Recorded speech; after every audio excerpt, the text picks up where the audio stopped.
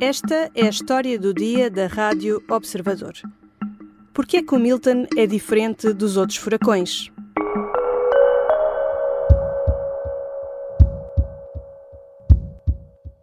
This could be the worst storm to hit Florida in over a century.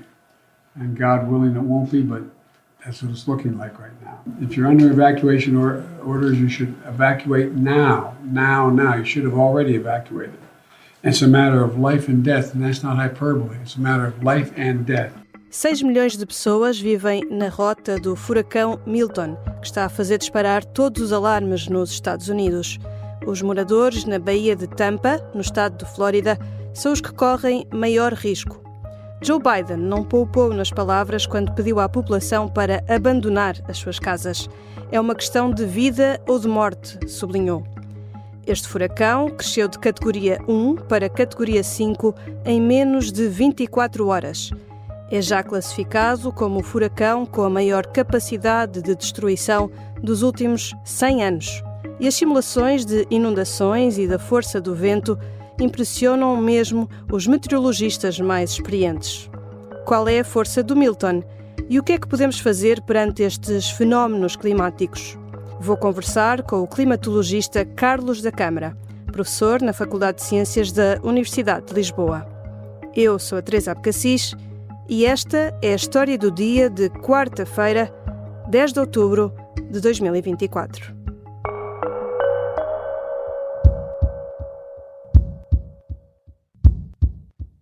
Bem-vindo, Carlos da Câmara. É com todo o gosto que eu, mais uma vez, estou aqui a falar para a Rádio Observador. Professor, o que é que está em causa com o furacão Milton e por que é que ele é tão preocupante? Ora, em primeiro lugar, o que está em causa é a perda de vidas e bens, porque, de facto, trata-se de um furacão com uma extensão e, sobretudo, uma intensidade que é completamente fora daquilo que é o habitual. E, portanto, digamos que, do ponto de vista do meteorologista, aquilo que o preocupa é tentar saber com a maior exatidão possível qual vai ser o percurso que este furacão vai ter nas próximas horas, sobretudo qual vai ser a área de primeiro impacto, porque é extremamente importante perceber, uma vez que há a possibilidade de ser na Baía de Tampa, onde há uma densidade de população muito grande.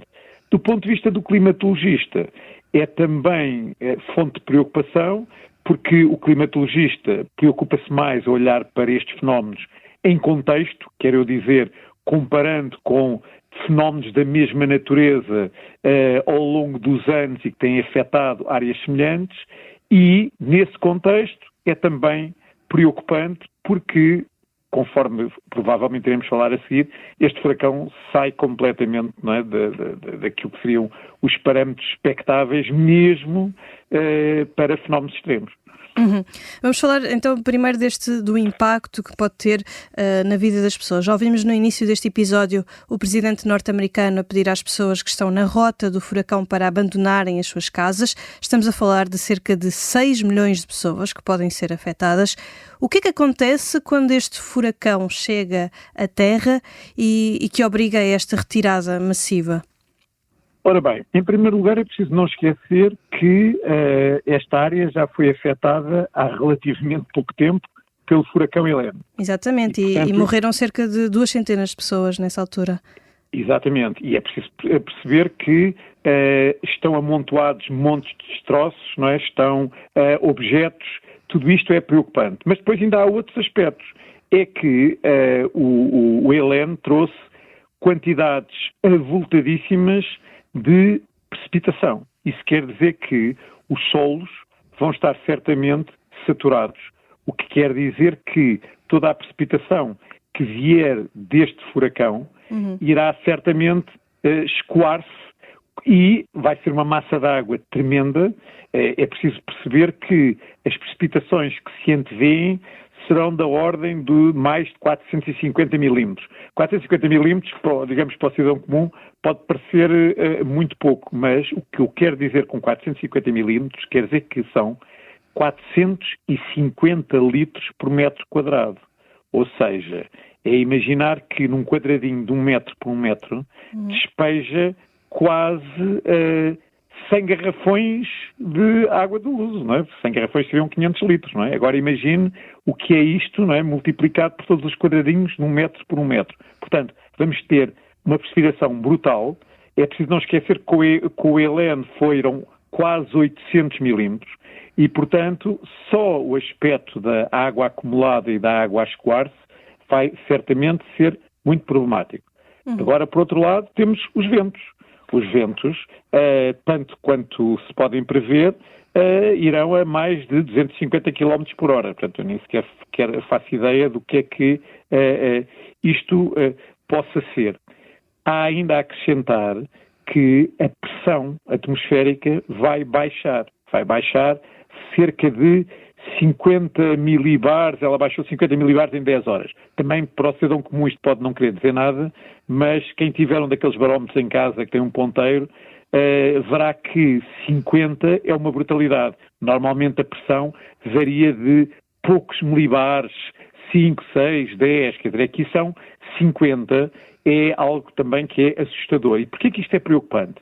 Porque ao baixar a pressão é tal e qual o mesmo que pôr uma seringa com a extremidade dentro da água. Se puxar o êmbolo, o que vai acontecer é que a água sobe, não é, pela seringa, não é, pela seringa acima. Porquê? Porque a pressão baixou e, portanto, se a pressão baixou, tem que haver uma compensação, que é a coluna d'água, que vai equilibrar, portanto, a diferença, portanto, essa pressão baixa no interior da seringa comparada com a pressão atmosférica. Agora, com o furacão é exatamente o mesmo. O furacão vai comportar-se como uma seringa em que vai decrescer a pressão muitíssimo. Então, o que é que vai acontecer? Nessa região, a água vai subir e pode subir, de acordo com previsões, de 4,5 metros.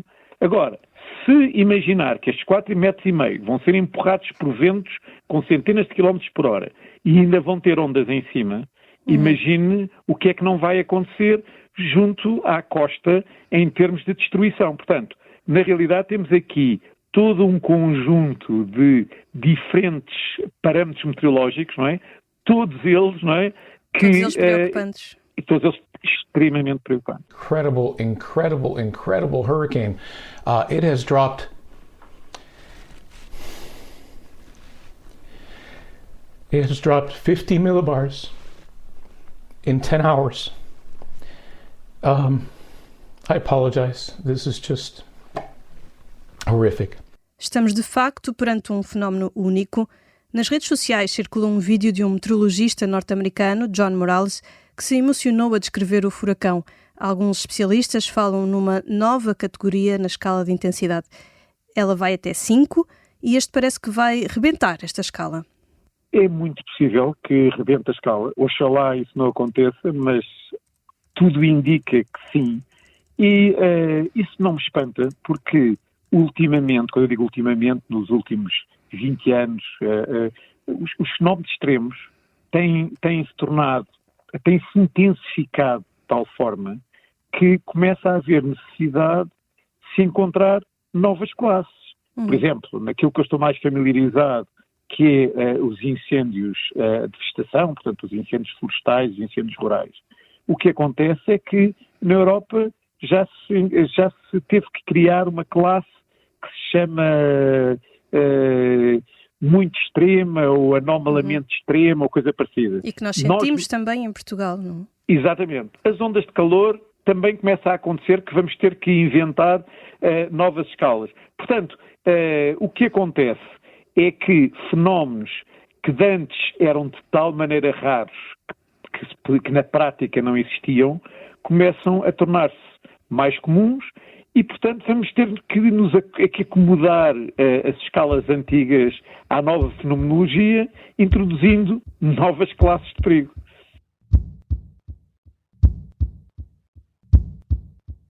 Já voltamos à conversa com Carlos da Câmara, climatologista e professor na Faculdade de Ciências da Universidade de Lisboa. Na segunda parte, vamos olhar para o histórico de furacões na zona da Flórida e para o papel das alterações climáticas em tudo isto.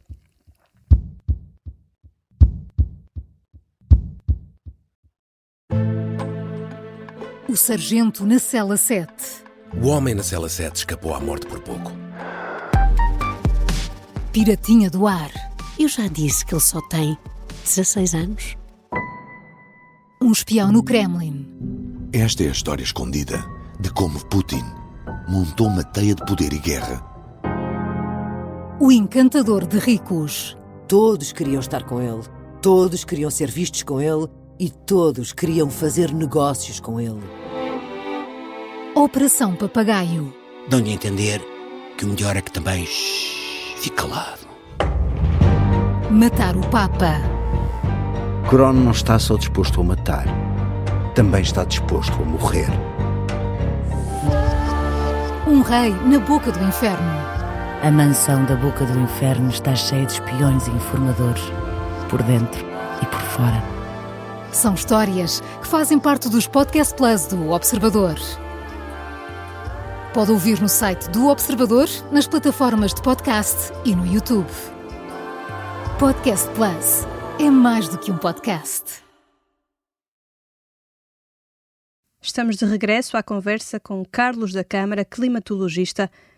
É inevitável olharmos para este furacão e pensarmos em alterações climáticas. No caso dos furacões, a temperatura da água tem influência na intensidade do mesmo. Pode explicar porquê? Ora bem, é sempre, ou melhor, não faz sentido nós dizermos que um determinado evento é devido a uma alteração climática. Exatamente como não faz sentido dizer que uma determinada pessoa não morreu num acidente de automóvel porque levava o cinto de segurança. É sempre muito complicado estabelecer isto. O que acontece em climatologia é que nós sabemos que, estatisticamente, ou seja, se eu olhar para uma coletividade suficientemente grande de fenómenos, que esses fenómenos, a probabilidade de existirem fenómenos mais extremos tem vindo a aumentar e sabemos que a razão tem a ver com o forçamento da atmosfera devido a uma acumulação de energia acumulação essa que tem que ver com haver mais gases com efeito de estufa. Portanto, se me perguntar um fenómeno, um furacão como o Milton, com esta intensidade completamente fora dos cânones, não é? Isso tem a ver com alterações climáticas? A minha resposta tem a ver no sentido de que fenómenos com esta intensidade serão muito mais prováveis em condições semelhantes àquelas que estão a acontecer no presente devido a haver uma concentração maior de gases com efeito de estufa. No caso dos furacões, a temperatura do mar é importante e a resposta é sim, é uma condição necessária, não é suficiente, ou seja, não basta apenas ter água quente, não é? Ou água mais quente para termos um furacão, é preciso outras condições que têm a ver com mesmo os ventos, enfim, mas o que é importante é perceber que ela é necessária, ou seja, e porquê? É também fácil de perceber. Quando quer aquecer água ao lume, para a água evaporar, portanto, para ela começar a ferver e começar a evaporar, tem que gastar uma enorme quantidade de energia que se traduz no gasto de gás ou de eletricidade, consoante o fogão, mas sabemos que é um processo que exige muita energia. Para onde é que essa energia vai?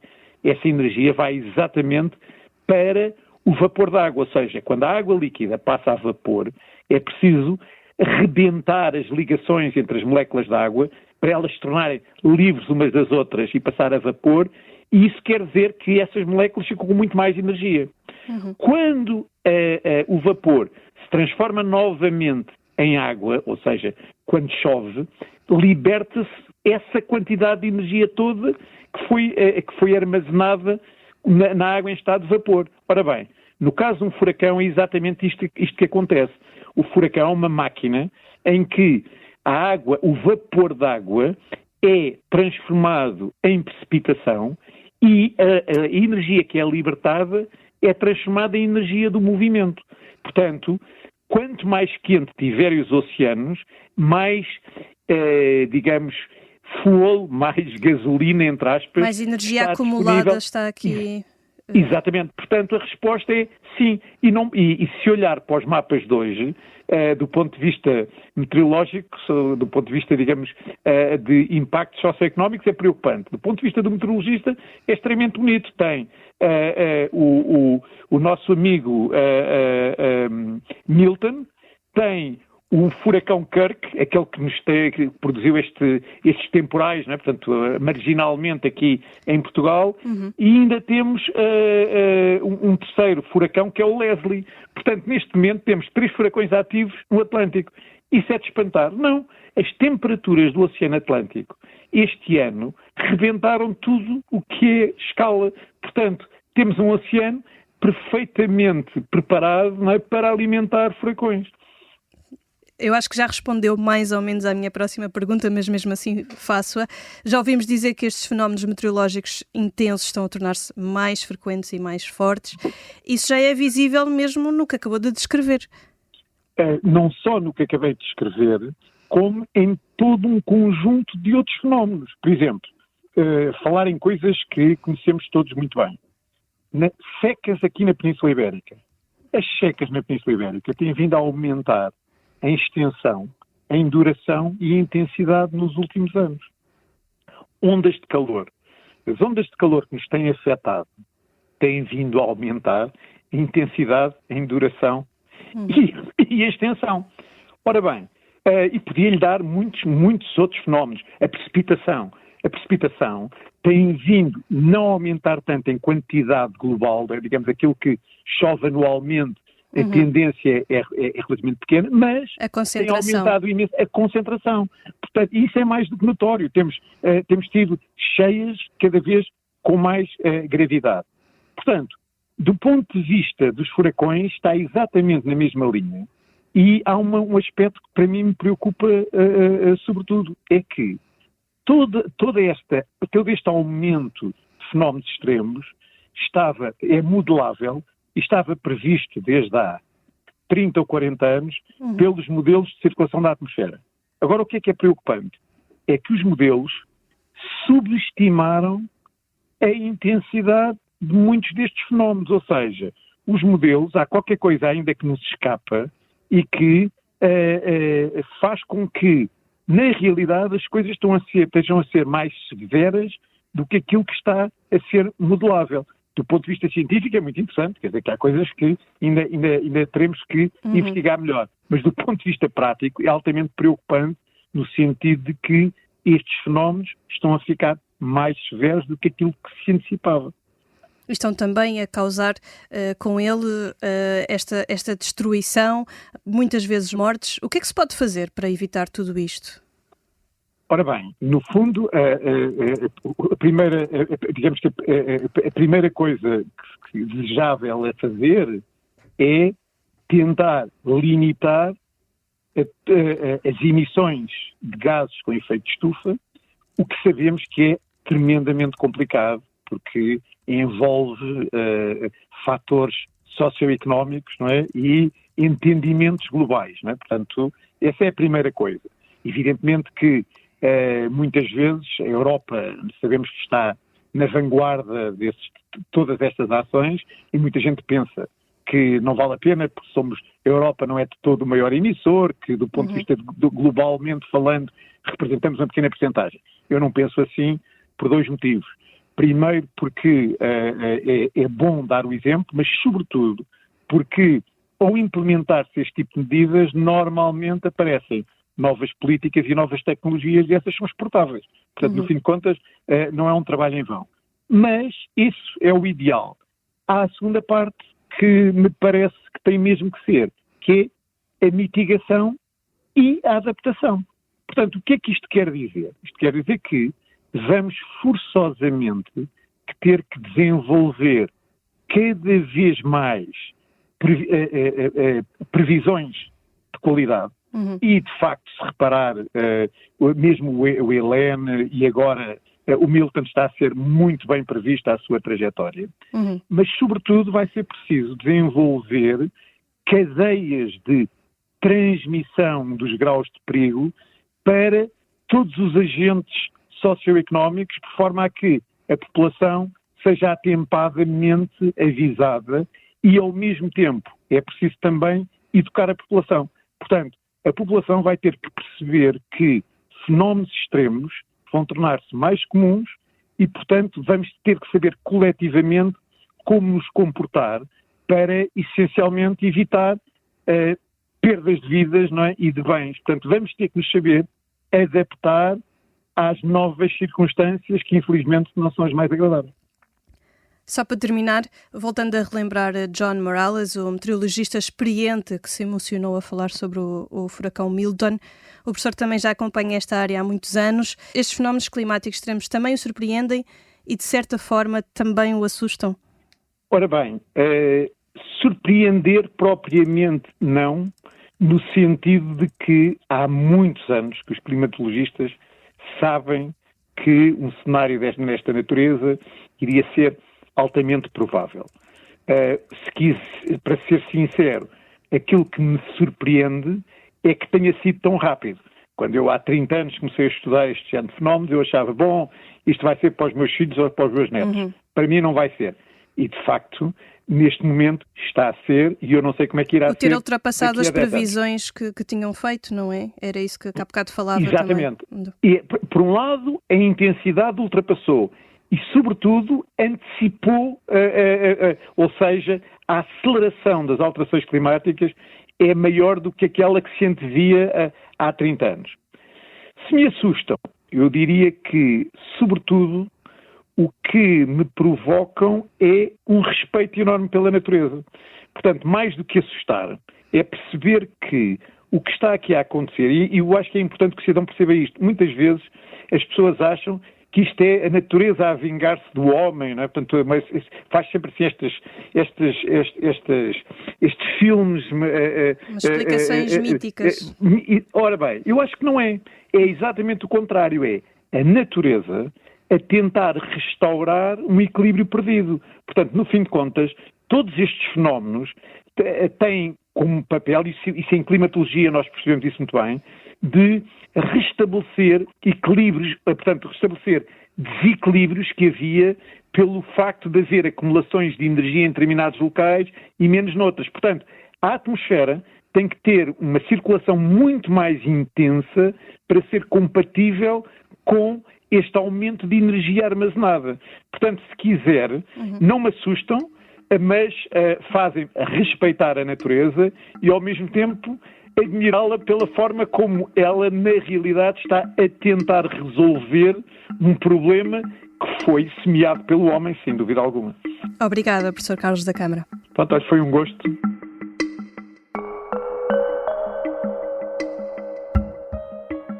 Carlos da Câmara é climatologista, professor na Faculdade de Ciências da Universidade de Lisboa.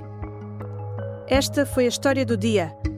Neste episódio, usamos ainda um som da Reuters e da NBC. A sonoplastia é de Pedro Oliveira. A música do genérico é do João Ribeiro. Eu sou Teresa Abcacis. Até amanhã.